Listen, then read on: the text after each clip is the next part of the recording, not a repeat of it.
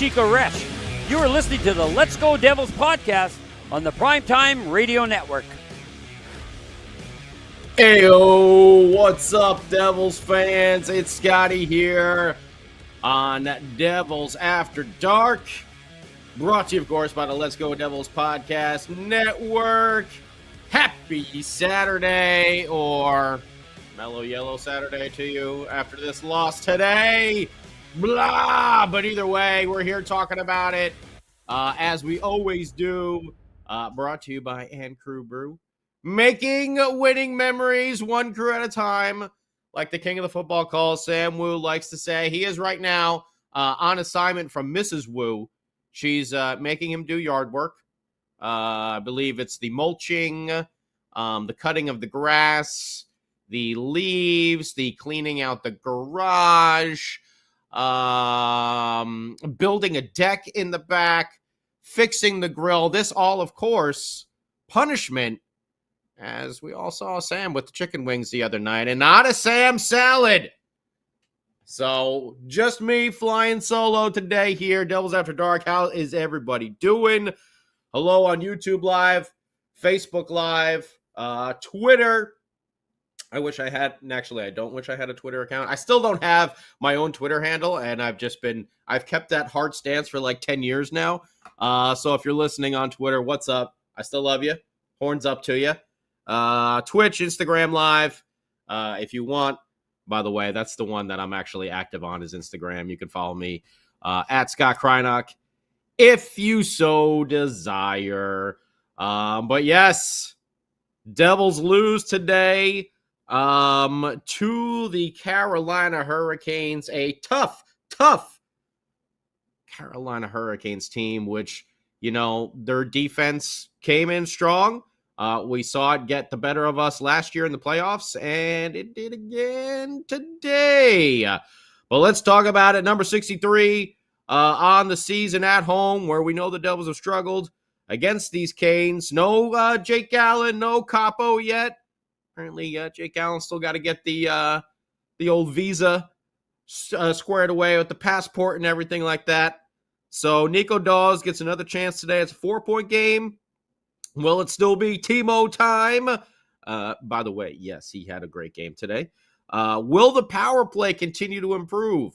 Spoiler alert, it did not today against a stellar Carolina Hurricanes defense.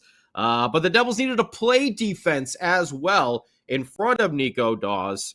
And for the first time in a while, because we've been talking about the beautiful, and I don't say that lightly, beautiful Stadium Series jersey, the Devils are back in the ugly jersey. So let's get to it. First period, man, did it start out with a bang. Luke with an absolute rocket from the point, with the Nico line really pitting the Canes in there in the very beginning of the game, and ka-ting off the crossbar right over the shoulder of, oh man, there's so many damn. Carolina, by the way, has like the most confusing roster of names, I think, of any team in the league. Kochekov. Okay. I know I'm going to screw up. Kotkaniemi. I've been practicing it, and I say it right in my head every time. And then when I actually have to pronounce it, it's just like blah, blah, blah, coming out of my mouth. So Kochekov in goal there for the Carolina Hurricanes. Lots of coughs and toffs and stuff on that in Carolina. Just like, what was it? Shea? Hey, what's your last name? Skeji. How do you pronounce that? Shea. Oh, yeah. Okay. All right. Thank you. Thank you for that one. Either way, Kochekov, this one blazes right over his shoulder, but pa-ting off the crossbar. You heard it echo throughout the rock today. Luke, man, that would have been a nice one if he was able to get the Devils on the board that early in the game. John Marino, don't call me Dan, laces out isotoner gloves. Marino put a big hit on one of the Canes forwards. It sprung a 3-on-1, but Eric Halla can't get the backhand pass across to Jack Hughes. Broken up by the D. Nico Dawes making a big save on our old friend Stefan Nason. on a wraparound attempt, just getting his skate to the post on time. Then, the game started getting a little feisty there. Kevin Ball, Brandon Smith stepping up and protecting the old goaltender there. Kevin Ball takes a roughing call after a scrum right in front of Nico Dawes. Dawson Mercer, who, has had an up and down year. Not the consistent year that we were looking for from Dawson Mercer. But he had a shorthanded wraparound attempt, much like the one Nico Dawes saved on Stefan Nason just a few minutes prior. And again, Kochetkov, boom, just like Dawes, gets there just at the last second to get his skate down to stop that wraparound. But then I got to go over here to my game recap. What time was it? There we go. At 12:28 of the first period, Marty Necas gets the Canes on the board with a PPG power play goal. His 20th of the year, coming from Teravainen and Stefan Nason. And this was some good puck movement by the Canes, keeping it in the zone on the power play. And Necas had a big shot from the point. It was a low shot, kind of an open lane there as well. There's a little bit of traffic in front that I saw on the replay. My initial reaction was there was a wide open lane, but looking at a different angle on the replay, there was a little bit of traffic in front, but still, being that it was that far away, no one got a stick on it. Kind of feel like Dawes should have had that one. But either way, he did not, and it is 1-0 Carolina Hurricanes at the end of the first period. We move into the second. Timo Meier had himself a game, by the way. And this dude is playing like the guy we all wanted to. Don't try and lie now. Everybody wanted Timo Meier last year at the trade deadline. We went and got him. We re-signed him. He's not had a good year so far. But these past 6-7 games now, we're seeing the Timo Meier that we expected to see all year. And again, not trying to make excuses, but, a lot of times players do struggle the first year coming to a new team. We know Lindy may not have been putting him in the best situation to succeed. Also, 2 nagging injuries throughout the year. But now, Timo Meier is playing how we expect him, like a power forward. We see him setting up in front of the net. We see him being a little bit of an agitator as well. He drew a tripping call for the Devils' first power play. And yeah, he then takes a Jesper Bratt shot right off the knee. Ugh. That's all you're thinking is, oh man, Timo's finally kicking it into gear, and now he's going to get another injury here with a rocket from Jesper Bratt. Nice wrister. And Timo's right where he's supposed to be, parked in front, screening the goaltender.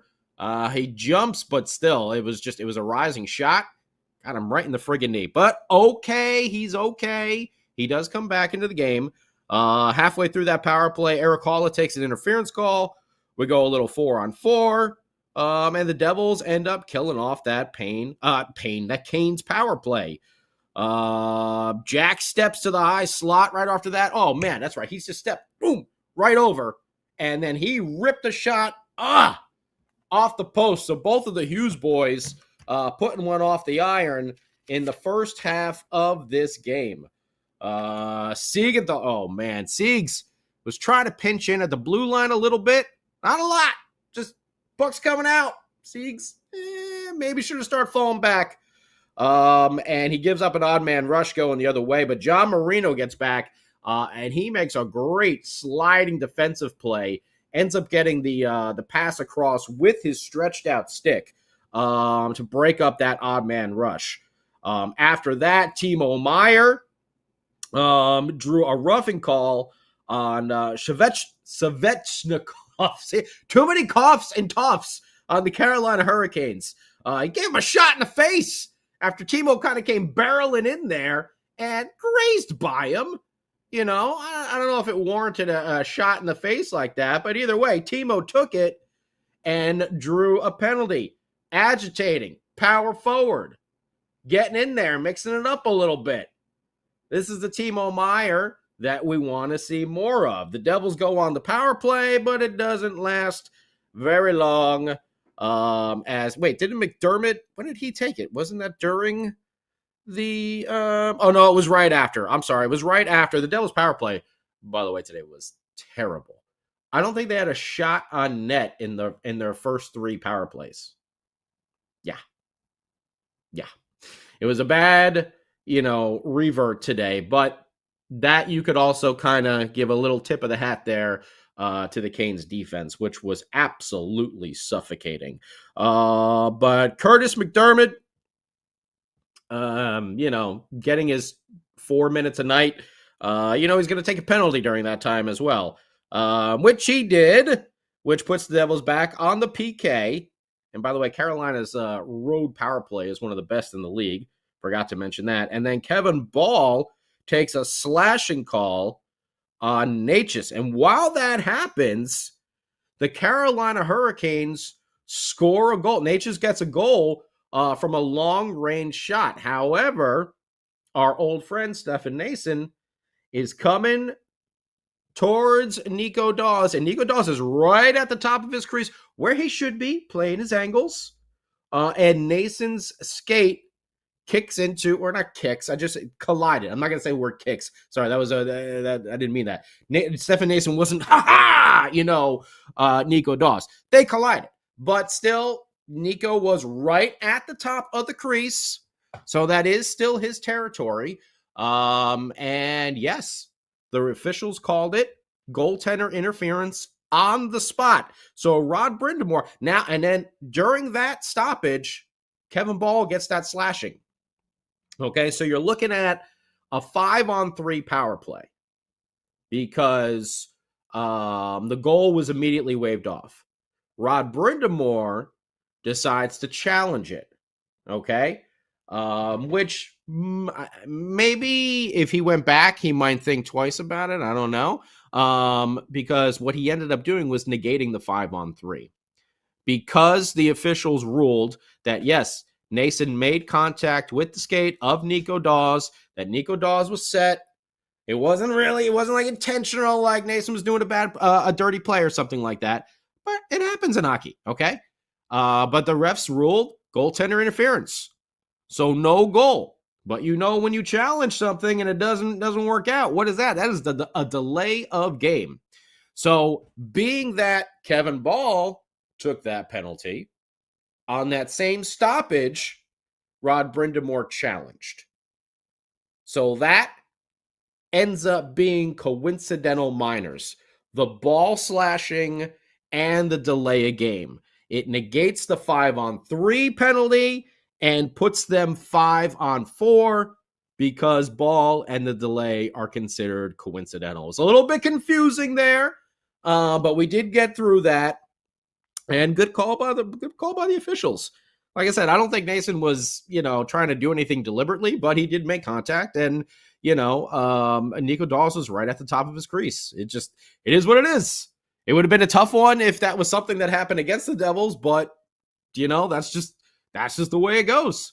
So I think that was a good call there by the officials. So we go to a 5-on-4. Which the Devils end up killing off. And then the captain strikes. That's right. At 15:27 of the second period, Nico Hischier ties it up 1-1 with the goal for the New Jersey Devils, his 21st of the season, coming from Gentleman Jumpin' Jack Flash Hughes. Or Gentleman Jumpin' Jack Hughes. Jumpin' Jack Flash. Whatever. You know who I'm talking about. Number 86 on the old scorecard over there. Gets his 40th assist of the year, even strength. And this one was a nice sneaky play by Jack Hughes. As the Canes are putting the puck up the boards to get out of the zone, Jack jumps on the ice, cuts right in, and intercepts the pass there. And then he makes his way and kind of cuts across to the center. And he put a slick move on Burns right there on defense. And he kind of pulls the puck back as he's cutting, okay, and protecting it. and then passes it over to Nico Hischier, who's streaking into the zone right down the center slot. And then Nico puts the shot back the opposite way over the glove of Konechkov. Oh, geez. All these names, they're killing me! For his 21st goal of the year. And yes, Nico Hischier. His fourth season of 20-plus goals, which is what I expect from the captain. I expect him to be that perennial, 20 in the 20s type of scorer, to play good, solid defense, to get some assists. But I expect Nico Hischier to every year kind of be in that 60 to 70 point range there. With the, last year we broke 30. I don't know if Nico is going to be a perennial 30 goal scorer, but 20 goal, yeah. That's right where I expect him to be, in that range. So really good play there and great shot from the captain to finally get the boys on the board at 15:27 of the second period. Right after that, the Devils get a power play. Mercer drew a call. When he was going to the net, nothing going. No shots on net. Like we said, those first three power plays for the Devils, no shots on net. Nico Hischier then split the D right after the power play, and he gets to the net, and now he's getting mugged by both defenders. No call made. I think it might have been, I don't know, might have been a clean play by the defense. Nico attempts a shot, but I believe his shot went wide. I don't think it went on goal. But good play by the captain there, trying to spark the team again. Then Jack, oh man, he comes in alone. Right in front, cuts across right in front of Kocheknov, and he delays. Kocheknov goes down on his stomach, and then Jack's got the wide open top of the net, and he shoots it high over the bar. But by the end of the second period, the Devils were starting to break that suffocating defense of the Carolina Hurricanes. We move into the third period, and it didn't take long for another confusing name to get a goal for the Canes. At 2:50, oh man, Kotkay Niemi. Man, that's a tough one. It sounds right in my head, and then again, when I say it, just blah, blah, blah, blah, blah. Kotkay Kanemi. I want to say Kotkay Kanemi, but it's Kotkay Niemi. Puts the Pains back up 2-1 with his 11th goal of the year. And this shot was I don't know if this was Nico Dawes helping him or if this was just such a damn good shot. So what happened was the puck goes into the corner, okay? It's off into the corner. And Kotkay Niemi, see that? Getting a little better. He just slings it at the net, like right along the goal line. So Nico Dawes comes over to the goalpost, and instead of standing up, he goes down on one knee. Now, two things happen here. One, when he goes down to the knee, it opens up the top range over here by his shoulder, okay? It opens up that little space.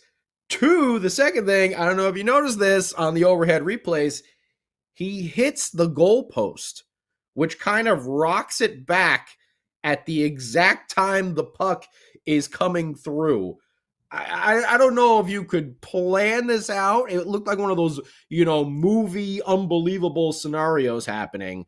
But literally, he hits the post, the net rocks back, the puck then travels past his shoulder. It may have been fine even without the net moving, I don't know, but it just looked like that so devil's luck this year, where the puck then travels through, the goal post rocks back, it hits the far post, and then ricochets back towards Nico Dawes, hits him between the 5 and 0 on his back, and then beep, into the net.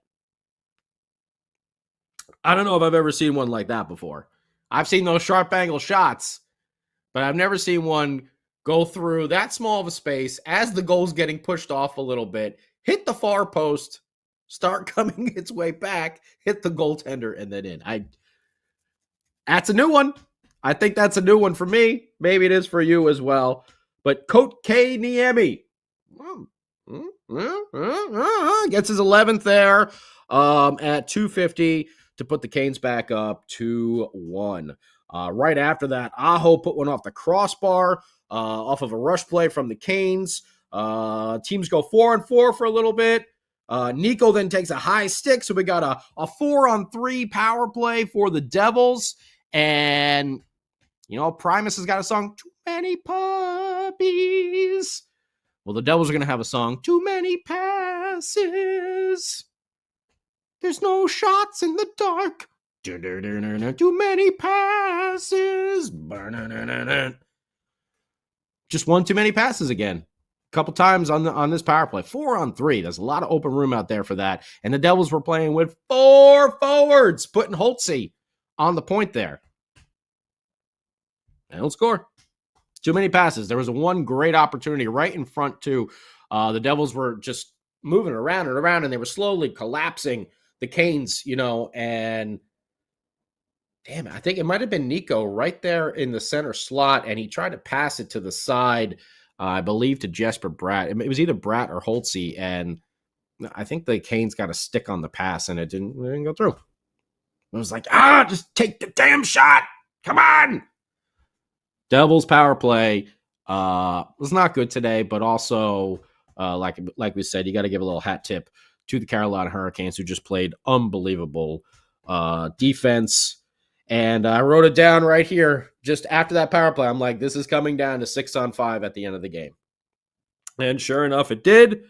And at 18:49, Shevchnikov, another one, gets his 15th empty net goal to put the Canes up 3-1, and the Devils just couldn't get through the Canes defense in the neutral zone after they pulled Nico Dawes. They're not going to quit, though, and they keep pushing in the final minute. They pull Dawes again, and oh, baby, he had himself a game. Give me fuel, give me fire, give me goals from Timo Meier. Ooh, yeah.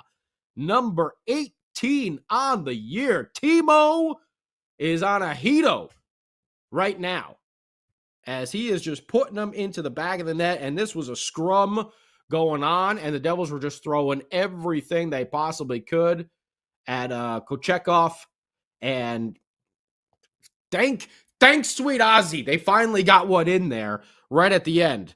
I know you're probably saying, Scotty, why aren't we going to a Let's Go Devils podcast, Devils After Dark game update right now? Again, Mrs. Wu has got Mr. Wu in the yard cleaning up some stuff after that chicken wing salad, situation that happened the other day at American Whiskey. And by the way, if you're rocking at American Whiskey, big horns up to you. Don't forget to tip our bartenders. Take care of them. Have yourself an Ann Crew brew post game. But Timo Meier gets his 18th goal of the season. John, Don't Call Me Dan, laces out. Isotona gloves. Marino gets the assist, his 19th. And Jack Hughes gets the secondary, his 41st of the season. And yeah, everybody was just kind of swiping at this in front of the net. And it was Timo who finally got his stick on it. Nico was right there at the side as well as the puck was trickling through the legs of Kochekov. And yeah, boom. Devils now 3-2, but it's at 19:48 of the third period. Too little, too late. And then the Devils pulled Dawes again, before the face-off, which I don't know was the right move because they win the face-off, but Jack kind of fumbles the puck a little bit, and Teravainen just put it right into the net. 4-2 Canes. That is your final for today. Shots on goal for the Canes, 10-8-8 for a total of 26. Devils, 6-6-13. They were pouring it on in the third. Like I said, they finally broke that Carolina defense about midway through the second. Maybe with like 5 minutes left to go in the second period. They really broke through that defense finally. But still, the Canes were shutting them down in the neutral zone. They did a great job. For a total of 25 for the Devils. Face-off percentage. Wow, this is 2 games in a row now. The Devils losing the face-off circle. 31 wins for the Canes, 28 for the Devs. Power play, Devils 0 for 4. Canes 1 for 3. Devils at 27 hits. A little bit feisty today. Like we said, to the Canes, 18. Devils, 10 block shots. Carolina, 13. So a tough loss for these Devils. You know, on this Saturday afternoon, lots of kids in the stands and everything like that. Would have loved to see them get a win, especially against, you know, this team where they played so well, you know, like a week and a half ago and lost 1-0. And now, I mean, you know, they tied him even strength, but the 2 empty net goals there at the end of the game really did them in. So typically now is when we check in with Mr. Sam Wu, but now we're just going to go right to you on YouTube, Facebook, Twitter, Instagram, Twitch, and see what your reactions were to this game. Goal number 2 was Nico. Isn't that what I said? Didn't I say that? Nico Hischier? Yeah. Oh, no. Oh, you mean I don't know. The NHL app. Let me see if it just updated here. Tom says that they changed it to Nico. The NHL app here has Timo from John and Jack. Maybe that gets changed. I don't know. But either way, there will probably be a delayed football call in your future. Or maybe we'll save it for the tomorrow night, Sunday night big show. Val says VTech wins the Vezina for the Sharks. I don't think that's going to happen. But, you know, you never know.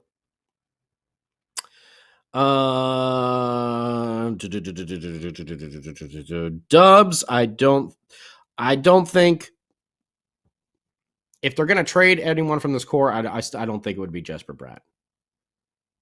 After everything we've been through with him, the late round draft pick, the benching by Lindy, the consistency that Jesper Bratt brings to this team. I mean, I know at the end of the season, we're going to, even though, you know, we may not make the playoffs, I'm still going to look to see, like, you know, who we think our team MVP is and everything like that. And, you know, for me right now, it's hard not to say Jesper Bratt hasn't been the MVP of this team this year. He has not been dinged up. He's been bounced around from line to line. It does seem wherever Jesper Bratt goes, he kind of springs the offense and brings players out of slumps. And he's put up points on a consistent basis. I'd like to think Nico Hischier as well, just in my, in my early thinking here, as someone else who would be an MVP of the team. But, you know, Nico did spend some time on the shelf and everything like that. But Jesper Bratt and Nico Hischier would be my 2. So I don't know. I just don't see, if they were going to trade someone from the core, Dubs, I don't know. I just don't agree with that one. I don't think it would be, I don't think it would be Bratt. I think it would be someone else. But I don't think I think Fitzy proved to everybody with the trade deadline that he is not going to break up this core.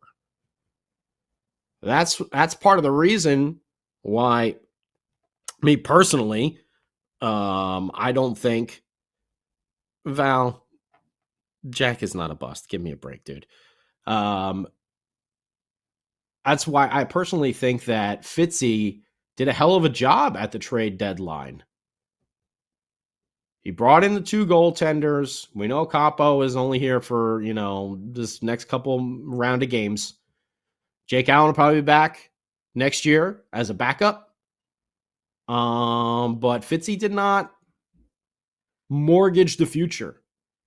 He did not trade away an Alexander Holtz, a Dawson Mercer, who we know plenty of teams were calling about. He did not trade away Mr. Seamus Casey, who had himself a night the other day, another 4-point night. So I think Fitzy did a great job with that, and he has kept this core together because I think he does believe in it. And I think you believe in it as well. If they just get a little better goaltending and a little better defense, this team could be a lot different Look at the goals for, look at the goals against.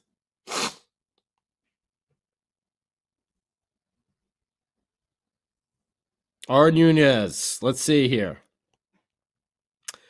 New Jersey needs to win 3 out of the 4 remaining to have any playoff chances. Well, Art Nunez, like we said, we all know that the Vegas game, which the Let's Go Devils podcast will be the benchmark for playoffs or not, okay? We know after then we can make our final decisions on things, but it's that Vegas game. It's that Vegas game. And actually, that's what, wow, I can't believe that. So it's next weekend.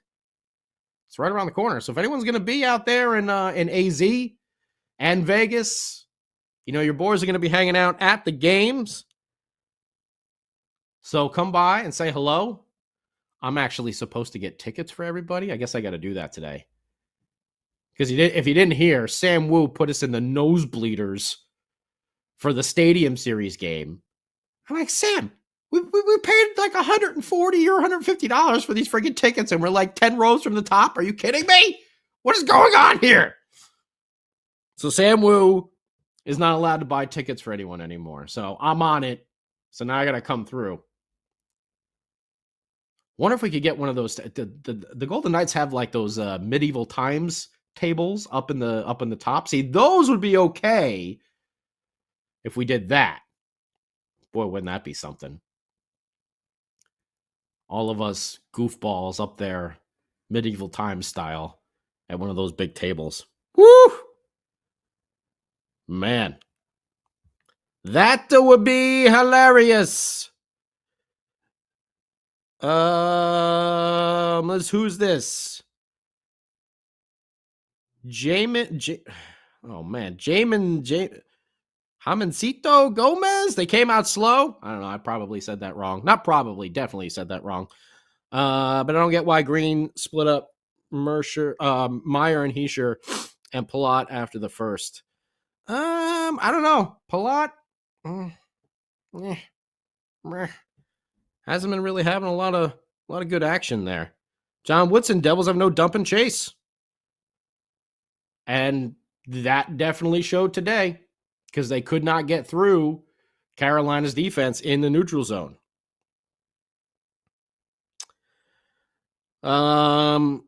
Wasted youth in comics. We won't comment on that.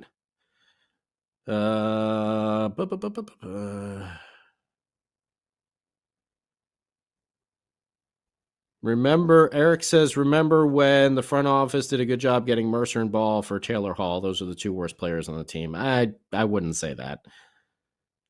I think we're going to find out that Dawson Mercer is hurt at the end of this year and that he's been playing through injuries. He took a couple of rough shots where it looked like he was going to be knocked out of the game, and he still somehow made it through. Dawson Mercer still has yet to miss a game in his NHL career. And I thought that Kevin Ball played a little bit better today, but he needs to improve. Insane Pollock here. The puck was hating us this afternoon. Yes and no. Like I said, I think that first goal, Nico Daw should have had. I think he should have had that one on the power play. And Natchez, and I don't know. I just thought he should have had that one. It was totally not it just wasn't a lot of high traffic there in front.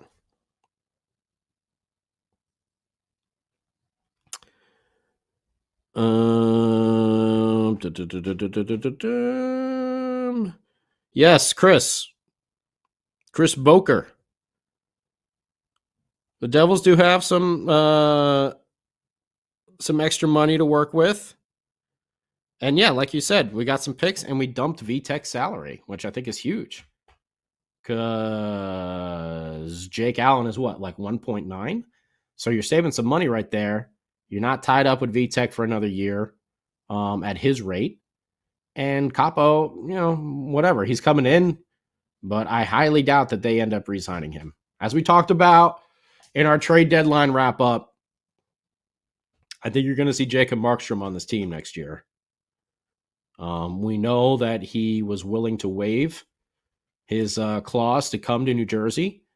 And then there was a whole kerfluffle with a lot of different factors that the deal got called off. I think part of it actually was that the Devils wanted to include Vanacek in the deal to get that second season that next season off the books, and Calgary didn't want to do it. So Markstrom, he'll be out there this summer. I wouldn't be surprised to see him. And like I said yesterday, if it's not him, then I think Fitzy goes back to the trade situation with Saros and seeing if he can get him out of Barry Trotz for maybe a little bit cheaper in the offseason. But I think that's Fitzy's number one goal is a goalie. 1A. Number one goal. Goalie 1A. I didn't even mean to do that. Look at that. That's what they need in the offseason. Not a 1B.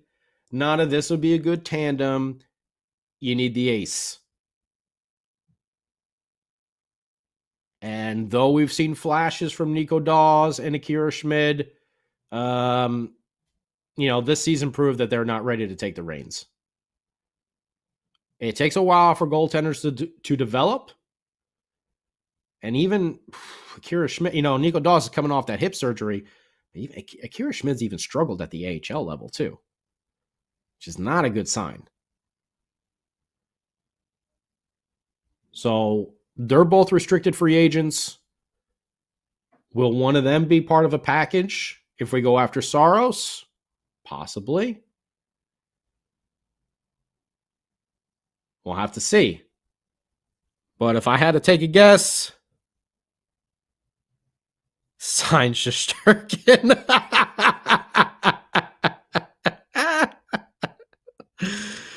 Oh, Dino. Da freaking German says no to Saros. I don't know. Nova says you have to get a younger, solid guy. Okay.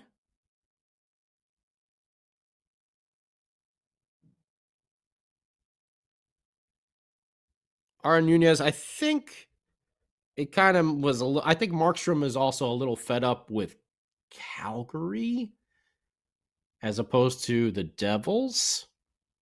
I think he feels maybe Calgary shouldn't have gone to him to ask to waive the clause if they were going to rescind the offer, because I believe, from what I've heard in reports and everything like that Vanacek was in there the whole time.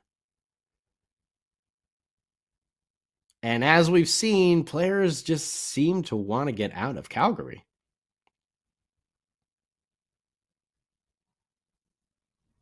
But Sharangovich and Pickles, Blake Coleman seem to be doing good up there.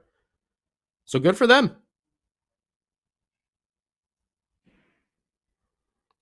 But goalie, number one thing. I know some people have been talking about Olmark as well. If I had to put money on it, though, I would say it's either Markstrom or Saros, just from what we've seen and the rumblings of who Fitzy has been interested in. We'll see what happens. I don't know the type of term. We already heard about Tyler Toffoli, wanting like 5-6 years. Devils not wanting to go that far. Couldn't get a deal. Couldn't get an extension done. I don't know how much Markstrom is going to want.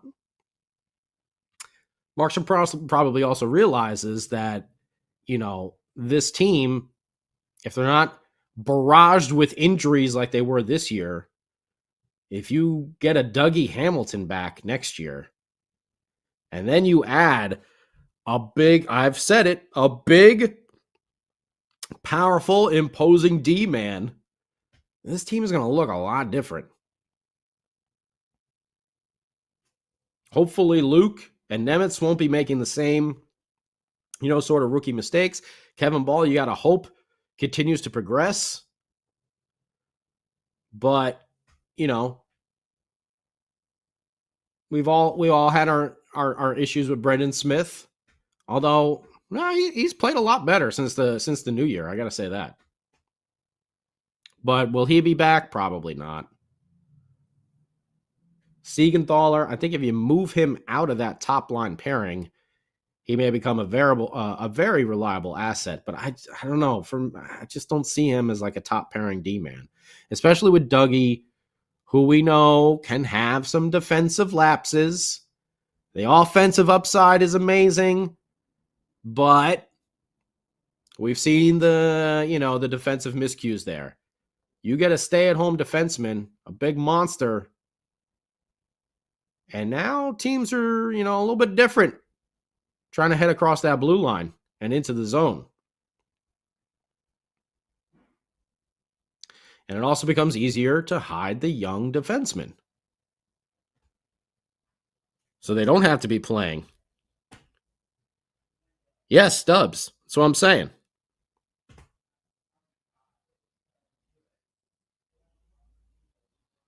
John, I think we do have the money to sign a goalie.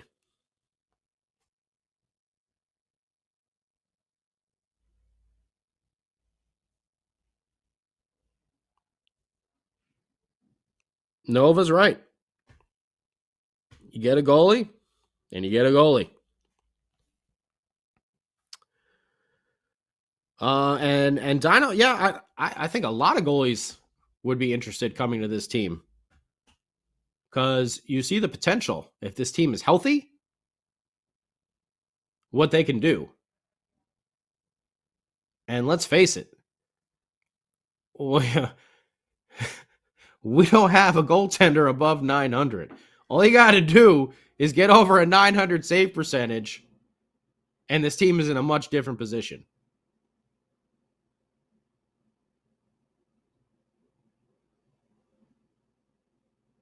Siegenthaler maybe not breaking his foot. Dougie not being hurt. Not so many young guys, not so many revolving doors there on the defensive side. We all know Colin Miller had a rocket of a shot, but he couldn't hit the net. He was in and out. He was hurt at the beginning of the season as well. Brendan Smith, who we thought was going to be our seventh defenseman, I got to look at the numbers, but he's played the majority of games. Nemitz, who we thought was going to play the entire year in the AHL, has been up here at the NHL level. So you get a defenseman and you get a goaltender, and then you add 70 more points with Dougie Hamilton back in the lineup. Maybe another 30 from Jack Hughes from all the time that he was out. And you're looking at the difference between in the playoffs and out of the playoffs. You had Timo Meier putting up 30-plus goals, actually playing in the right position where he's supposed to be. Then you got a different scenario here. So if I was a goaltender, I'd read the writing on the wall and say, like, yeah, sign me up for like 2 or 3 years at least. 3 years, 4 years. I'd probably push for 4 or 5. But end up getting 3 or 4. I mean, if you're Markstrom that's the thing about Markstrom, though. He's 34 already. You look at Saros, he's 28. It's a big difference there.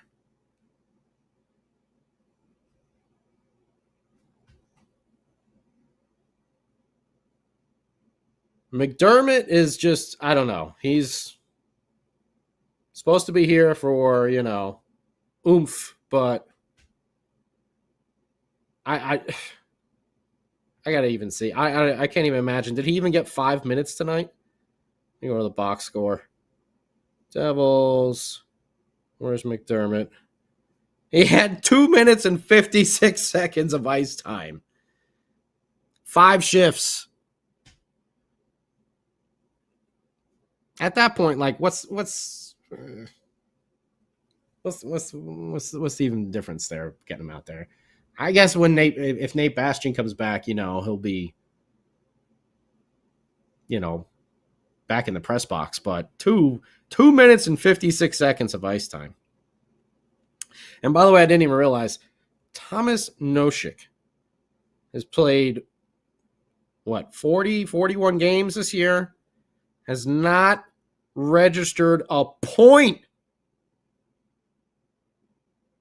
Wait, the NHL app says 20 games. Maybe it was only 20 games. I thought they said today that he played 40 games.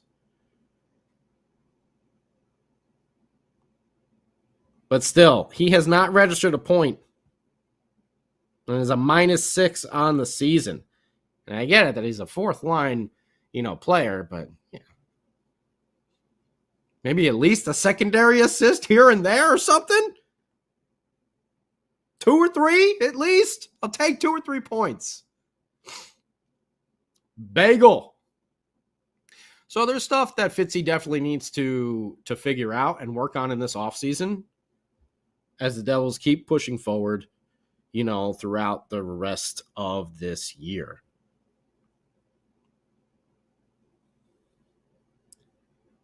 John doesn't like Marino and Siegs.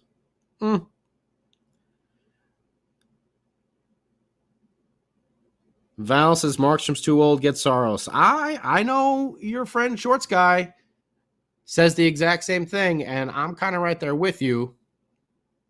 Saros is going to cost you something, though. What? I'm not sure Barry Trotz is going to be pulling for, but we know at the trade deadline, Trotz was saying that he wanted the world for Saros.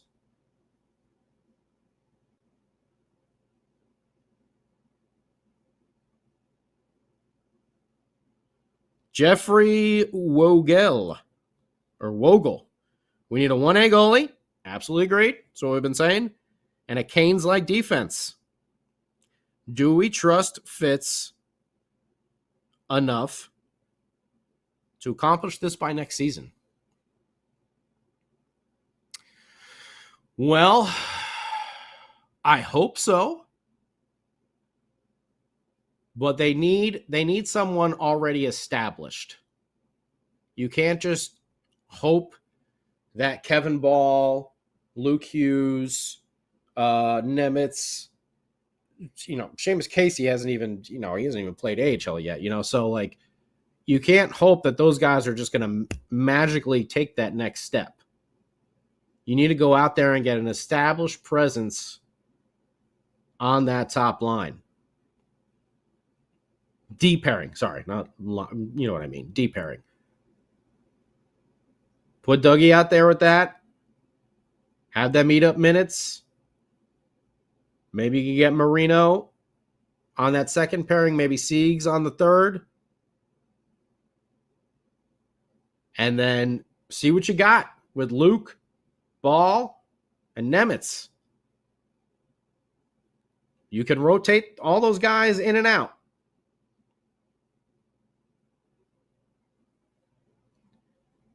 I don't know if they're going to I don't think they would make Nemitz play in the AHL next year after this season the way it went. I think at this point you just keep him up at the NHL.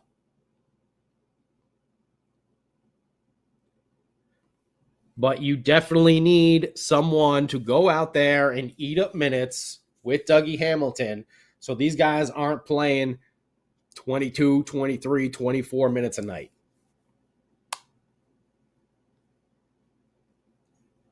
In my mind, they should be playing a little bit under 20. And I understand some of it is, injuries and everything like that. Saros is going to cost a lot of assets and then a big contract extension. I do agree, but at 28 years old, he is in his prime here. So if you can get Saros for 6 years, do you do it?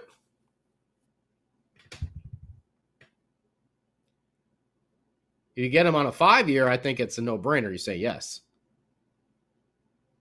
Extension. I gotta see though. I think next year Saros' contract is up, right? He's got one more year left. I would have to look that up. I don't know off the top of my head. And yes, Nova, Fitzy does have an allergy to goaltending. We got to get him some goalie Clarendon or Zyrtec or whatever. Allegra. Do they make that for goaltending? Because Fitzy definitely needs it. He has not had the luck between the pipes.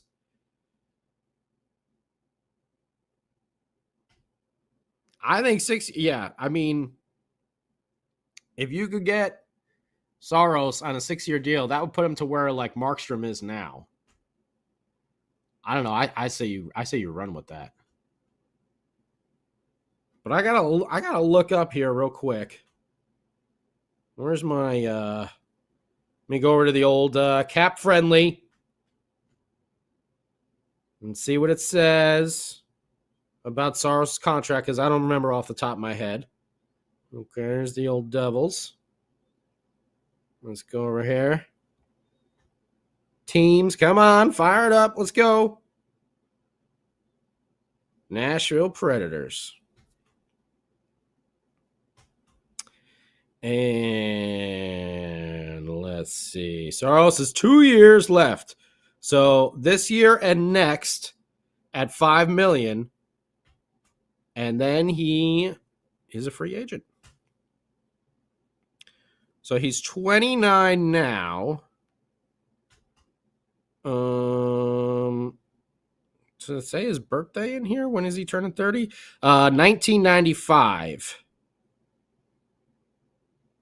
So he'll be turning 29 in just about a month and a half. April the 19th. He'll be turning 29. So then, all right, so now we're looking at it. If you get him that extension, that if you do a 6-year, that would be till he's 36. If you do 6 years.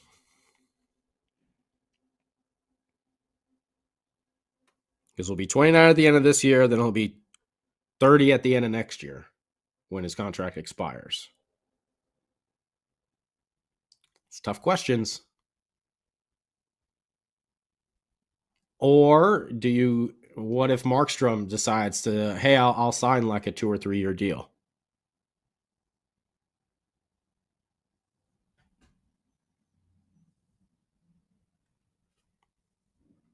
These are all tough questions that Fitzy's going to have to figure out.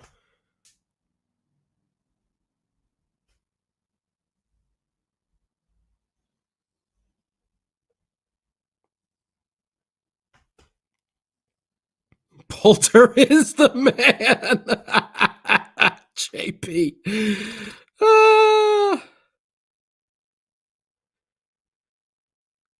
Yeah, we're going to have to see. That's what Dub says, 8 for 8.25.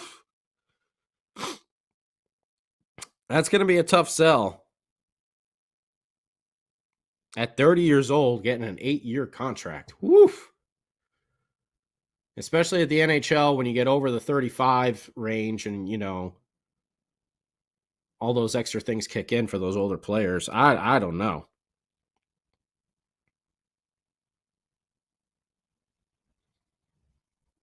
But I think you're going to have to, and I see a couple people on here saying it too, I think you're just going to have to pay some money for some solid goaltending. And you're going to have to pay some money for a big-time defender. And if this team stays healthy next year, they will do some damage. They will definitely do some damage.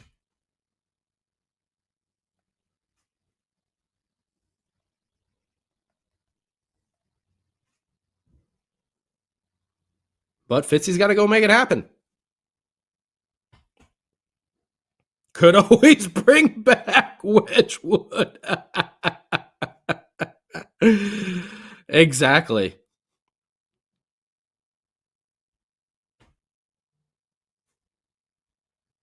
We'll see what happens. We do have some money. You pay a big... John Woodson says you lose one of Nemitz or Hughes. We'll see. Even though it hasn't gone up a lot, but, expect that salary cap to continue to rise a little bit too, so... But we'll see.